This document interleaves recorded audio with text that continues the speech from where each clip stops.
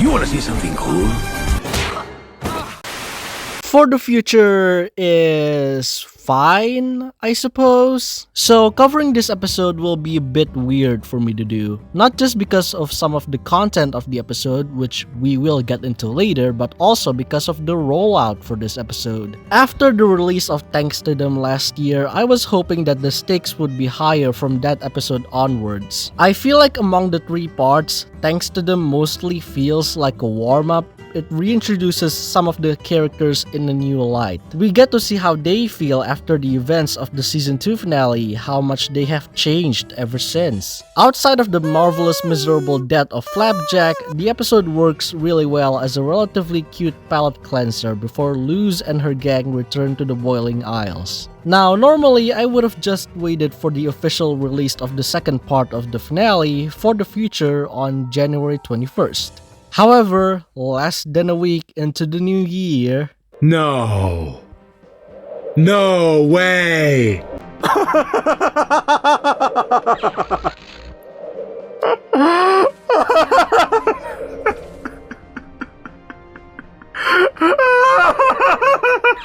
Yeah, apparently the episode was leaked onto iTunes Canada, which in and of itself is already the worst thing that can happen. Of course, a lot of us don't want to watch the goddamn episode if it's unofficially released by companies other than Disney. And this leak killed that hype train immediately. Spoilers came flooding into the YouTube and TikTok homepage. People were so excited to experience the new episode, and now we gotta avoid any kinds of spoilers from the episode before the official release? Gee, thanks iTunes, I do love me some challenge. To make matters worse though, a popular streaming site that stores all Owl House episodes published a link for everyone to watch the episode, which is just great. You just added fuel to the already burning wildfire. How about waiting for like 2 weeks or so? Because now people are more vulnerable to major spoilers. Can I just say that this year has already been so bleak for cartoon fans? And this whole fiasco doesn't do them any favors. I blame iTunes for this. Keep in mind they were also responsible for leaking true colors onto the internet when the original release for the episode was postponed. This could have been avoided if iTunes and Disney actually had good cooperation with one another. They could have worked together to not let clumsy things like this happen. But yet, they did. And I hope this is the last time I have to acknowledge this kind of thing. I'm sorry for turning this review into a rant. I've been trying my best to avoid spoilers left and right. It's been a tough few days, okay? So finally, after all those things out of the way, I can finally talk about For the Future. As always, I will get into the juicy spoilery details of the episode, so I suggest you back off if you still haven't seen the episode yet. So this episode is mostly divided into 2 subplots. The first one is about Luz, her mom, and her friends, while the second one is about the Collector and King. These 2 subplots will eventually converge in the very end of the episode. Let's start with the first subplot, which is easier to talk about in this video. Luz and the gang finally arrive in the Boiling Isles. The first thing that they do after finding out that the land has been yassified is to go back to the Owl House. By the way, I really like this callback to the first episode of the show. Welcome to the Owl House. Welcome to the Owl House. These contrasting scenes effectively portray how much has changed ever since Luz first got along together with Ida and King. The setting of the Boiling Isles is now apocalyptic, nowhere near as fun as how Luz first got here. The characters spend most of their time here and in Hexside later that contains the remaining people that are able to escape the Collector's star thingies to interact with one another. This leads to some interesting character arcs in this episode. Though Emily doesn't have a lot to do in this episode, she supports Luz as always and she confronts Basha later on too, I guess. We don't get to see a whole lot of Gus either, even though it's nice to see him talking more with Willow and Bartholomew. Actually, it's a bit unusual that Gus gets more screen time than Amity. But hey, I'm not complaining, especially since he's one of the few characters here that aren't in a huge conflict or something like that. Also, Gus's empathetic side gets more shine in this episode as he feels and is in touch with pretty much everything that his friends are going through at that moment.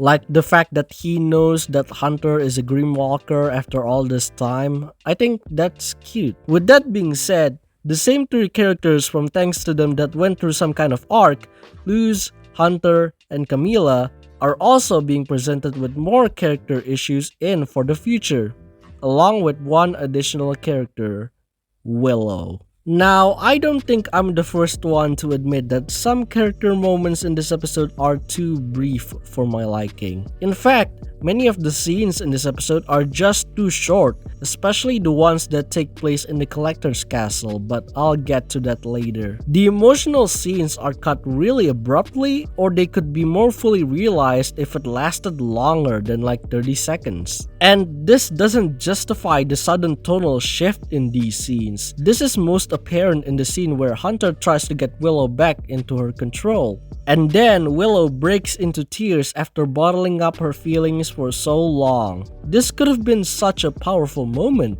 But then, in less than a minute, Hunter grabs Willow and Gus out of the cave. They're talking about Hunter's golden sonic power for like 10 seconds, and then they meet up with Luz, who is still trying to control her incubating talisman. All of this just breezes by way too fast than I hoped for. I really do want to adore the Huntlow scene more, I really do, but this scene could have been extended out for one more minute and it would have been a lot better. Now, of course, I don't fully blame the writers because of the somewhat awkward pacing of the episode. All of you watching this video should have known by now that Disney has completely squandered the chances of the show reaching its full potential. This episode only lasts for 48 minutes. I do expect seeing some potholes here and there going into the episode. There is still a lot to deal with from here on out, and I don't expect every single one of them to be resolved perfectly. That being said, I think the writing for these characters still shines through despite some pacing issues. So first, let's talk about Luz and Camila. Luz still feels guilty as she causes Bellows to meet the Collector despite her friends having her back. She doesn't feel like she deserves to solve other people's problems because she thinks she only makes things worse. She tries her best to avoid making any mistakes because as she is able to live a new world in the demon realm, she thinks she's not the same person she was back on Earth, where people misunderstood her as a mere weirdo. And so, to avoid creating more unwanted mistakes, she is still determined to leave the Boiling Isles permanently after all of this is over. But Camila plays a huge role in making Luz realize that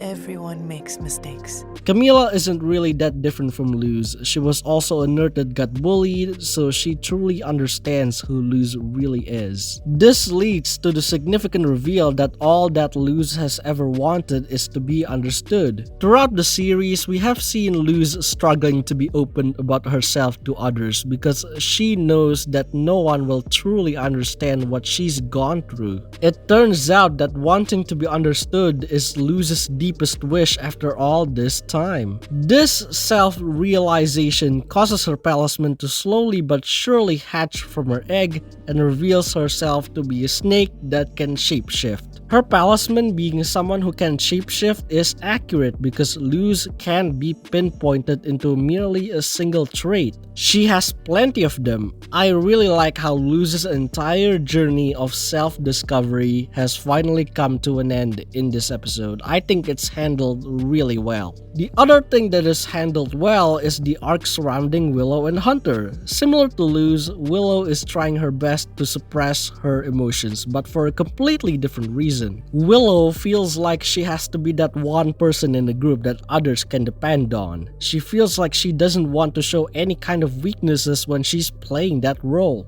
That's why I think Willow bursts into anger when Boscha calls her out on this, because Boscha is the same girl who has been treating her like crap. Keep in mind that Willow has been having this mindset of keeping her emotions in since the first leg of the show. That's my motto after all. Out of sight, out of mind. But at this point, her ever-growing powers continue to consume her whenever she makes any kind of mistake or fails to reach her own expectations. Whenever she's confident that she can fix things on her own, her powers grow more and more unstable to the point where Willow finally caves in and thinks she's just the same weakling she was back then. But then, Hunter comes up to her and says this. You've been holding in a lot, haven't you?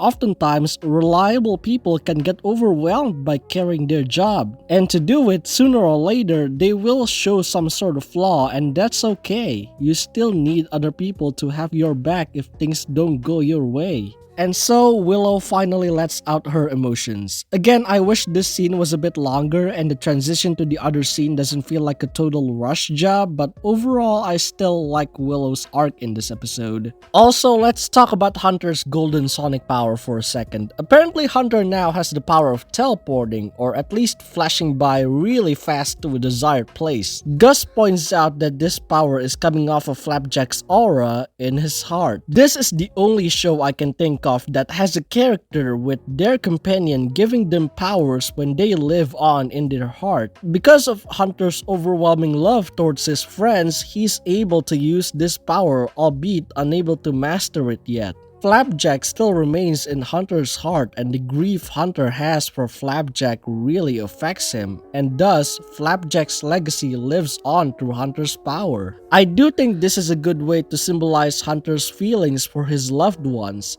and Flapjack inherits that sense of love. It's pretty bittersweet. So now let's turn our heads to Hexside. For one, it's interesting to see the impact that the Collector brings to the Hexside people. Everything has gone to crap. Principal Bump has turned into the Collector's puppet, and that leads to a total mess. The children are total savages, Edric is practically paralyzed, and the two current leaders of the school aren't accepting any suggestions from Bartholomew or anyone else to improve this place. Oh yeah, you see, now the school is being led by a pretty unlikely combo.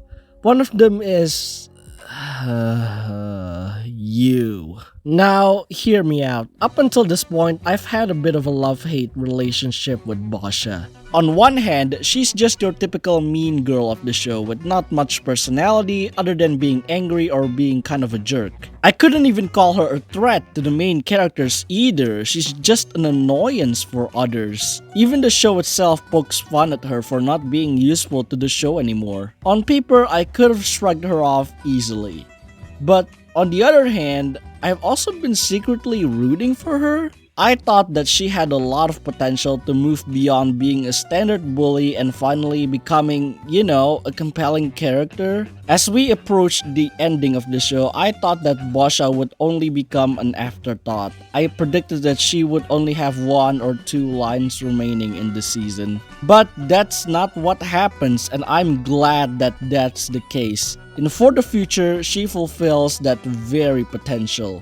I really enjoy watching her in this episode, which is not in my season 3 bingo card at all. Yes, at first, she is still shown to be arrogant, she is very persistent on keeping things the way they are, but for once, because of her place as part of the school council leader, she actually feels more like a threat. Giving someone with a jerky attitude and a place of power is a classic trick to make that happen, and Boscha fits the bill really well. I love the scene where she encounters Willow and she's like, "Congrats girl, you finally experienced the struggles of being Boscha." I think it's nice to see the show acknowledge how tough it is to be Boscha ever since Luz arrived at Hexside. But I think my favorite Boscha moment in this episode is when she faces Amity. Instead of attacking her, she begs her, trying to convince her to join her side again. I think this illustrates how much Boscha actually likes to be with Amity deep down. Being friends with the shining student gives her a sense of superiority, because once Amity abandons Boscha's friend group, it's apparent that she doesn't really matter anymore in the grander scheme of things. But I'm very happy that the show doesn't gloss over her character completely in this episode in order to focus on the big plot. Oh, and Kikimora is also in this episode. Yay! I'm so sorry, girl, but you're not fooling anybody with that disguise. I found it funny that my feelings towards Kikimora are the complete opposite of my feelings towards Basha. Basha was mostly uninteresting in the first season, but here she is really enjoyable to watch. Meanwhile, when Kikimora was introduced, I was really looking forward to what the show was going to do to her. At one point, she acts perfectly as Hunter's rival, and I hope that this is a thing that the show would go back to. But ever since that parade episode, yeah, she's starting to lose me. It's not like her character is terribly written or anything, she just fell off hard. There's legit no tension to be had when she confronts Luz and Camila because we all know that they're just gonna go straight to the Collector's castle. And if this is the last time she ever matters in the show, yeah, that'll be pretty funny. And while I still enjoy Basha in this episode, I keep wondering why the show can't stick to their priorities as well as they could have. Because if we shortened some scenes that involved them, especially the final encounter that the gang has with Kikimora, which doesn't do too much for me sadly, we could flesh out an emotional scene or two like this Willow scene I mentioned earlier. And then there's the other part of the episode, the storyline between the Collector and King. Surprisingly, I have very little to comment on this one. You see, the arcs in Hexside I've discussed earlier are easier to talk about because most of them conclude in this episode. The same thing goes to Thanks to Them, it feels like you can review it individually. But other than that, this episode mostly serves as a build-up to the grand finale of the show. Many of the events that involve either the Collector, Bellows, or King are just a prelude to a bigger climax which I suspect will happen in the finale. So there's not really much here to criticize or praise outside of some scenes needing more explanation about what's going on. Because if anything happens in the next episode that contradicts the events in this episode, my arguments will automatically be invalid. Although it's kind of weird how Ida and Lilith are able to return to their normal forms. In the opening scene of the episode, Ida turns into a beast and we don't really know what happens to her afterwards. In the end credits, which I assume occurs right after the opening scene, she's still a beast, and the Collector implies that Ida hasn't been turned into a puppet yet. So I assume the Collector stores her while in beast mode somewhere in his castle, and somehow she returns to her normal self afterwards. It also doesn't explain how Lilith is normal again, but that haircut though. Ida, what have you done to your sister? So yeah, Lilith is normal again, even though the Collector transforms her into a puppet. Did I miss a scene here? Maybe the Collector can release him too, like you and Lilith. Okay, so apparently the Collector releases them. But why? Did King ask the Collector to do that? I have a theory that the Collector sees King feeling so sad that the only remaining people he loves are, you know. And so, the Collector turns Lilith back to normal and stores her and Beast Mode Ida in his castle because he doesn't want King to be upset because he thinks King is his bestie. That seems like a pretty convincing explanation, but it will be less confusing if only the writers can spare a few more seconds to clarify if this is true or not in the episode. Bellows' plan is certainly interesting though. I don't know what he's up to by possessing Puppet Rain, but him trying to manipulate the Collector is pretty intriguing. I wonder what he's up to in the finale. Also, Elidor has to return in the next episode. Odelia is here, but not Elidor. We don't see him anywhere in this episode. It'll be so cool if he just shows up in the middle of a fight when the Hexside gang are in trouble. Also, I hope that we get a bit more insight about who the Collectors really are and what are the backgrounds for this current Collector. Because let's face it, he's just a little kid. He's looking at everything in such a childlike view. There is a lot left to be answered in the show, and I'm afraid that the finale is going to tackle a lot of these things. While I still like Luz and her gang in this episode, it feels more cluttered in comparison with Thanks to Them. I'm a bit worried that they're leaving much of the serious stuff to be dealt with in the final episode. The finale is gonna be under a huge risk of being a mess.